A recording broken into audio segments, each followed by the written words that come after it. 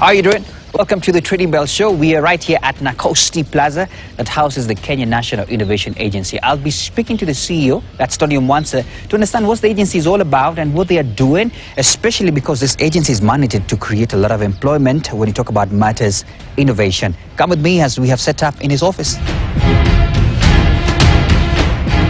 Dr. welcome to the show. Thank you very much. Yes, it's good to see you.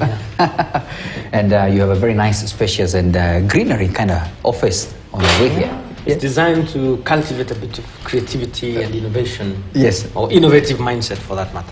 Great. Okay. Speaking about Kenya, or the Kenya National Innovation Agency, and I know a lot of viewers will be asking the question of what is it up to and all that. I know maybe from the innovation part people can pick a few things, but please endear us to when it was founded and the goals behind it. Okay, yeah. Thanks very much. Yeah. So sometimes back we used to have a ministry overseeing matters of science, technology and innovation and higher education for that matter. And based on some of the experiences in other countries, it became clear that you need to have institutions that champion science, technology and innovation.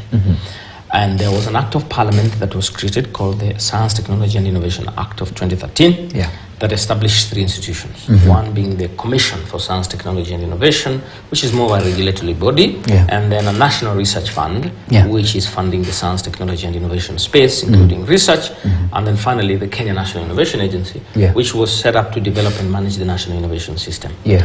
At that time, the thinking was heavily trying to support the creation of commercial value out of ideas and research that come from universities and research centers. But of course, as time has really went by, it opened up that you really need to think about the national system of innovation. And the mission of such a typical institution is to develop and manage that national system so you catalyze creation of jobs and wealth in the knowledge economy. So if the ideal, or let's say a typical model would be, if I am doing some research somewhere in a research center and I have created this ventilator, or I have created this variety of bins, or I have come up with some medicine, whatever, how do I find myself in the supermarkets or the chemist?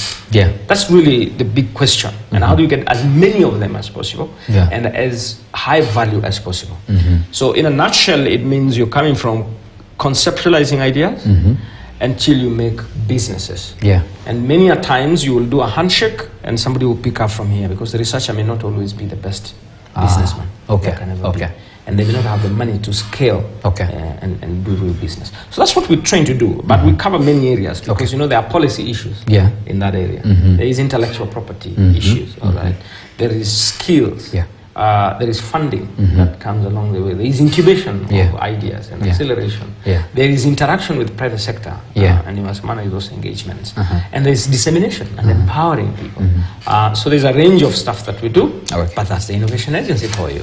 Thank you for that. And Dr. you know, walking here, I saw a lot of almost young guys, a hall full of them. Are these some of the innovators around, or what are they doing? So the innovation agency actually does not focus on innovating. At this phase of the institution, we focus on creating an enabling environment for innovation. But I'm glad that you observed these many young people. Because to a large extent, the younger people relate with the language more. Of coming up with ideas and trying to convert them into business. And so how better would it be than to have young people supporting the creation of that national ecosystem for innovation. So we're fairly intentional in the way we recruit to try and get more younger people, because that's the future anyway. Let's talk about some of the initiatives that you're focused on. I would like to know, so that at least you can continue on with this creation of this particular culture of innovation. So about 2.5 years ago, we started this institution. Pretty much I was alone, trying to create an institution. So there's a heavy administrative component there of trying to put it up. recruitment, get your HR instruments, get your board, get your policies in place, funding, and so forth. Yeah. And then we kind of figured out what are some of the things we could begin to do so that then we demonstrate the value of such an institution and also get it known. You know, when you don't have a lot of money, you have to figure out how to do things that then get you known. Absolutely.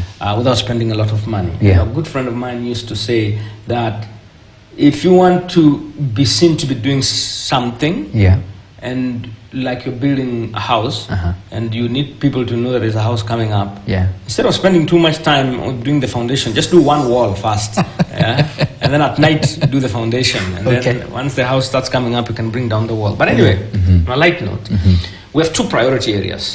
One is commercialization systems, and the second one is the startup economy. Everything else we do is to support that process. All right. So be it policy issues, be it funding issues, be it dissemination, be it awareness, all those are supporting these two pillars. So when I say commercialization systems, we spend time to support institutions, particularly of higher learning and research institutions, to develop their internal capacities to catalyze innovation and commercialization of intangible assets. If I went to a university, if I went to a research center or a TVET, how do I make sure that ideas can actually go to market? So we do what we call institutional support program to support institutions to become more entrepreneurial in their nature. So that's one. The second, we support institutional leaders to realize that they are the ones who will shape the policies and the environments in their institutions. So there's quite some capacity building we do with the, say, vice chancellors or principals or director generals, so that they can make better decisions for a more entrepreneurial institutions. Because we're trying to reproduce ourselves in these institutions. And then we support researchers and innovators to create enterprises out of their innovative ideas.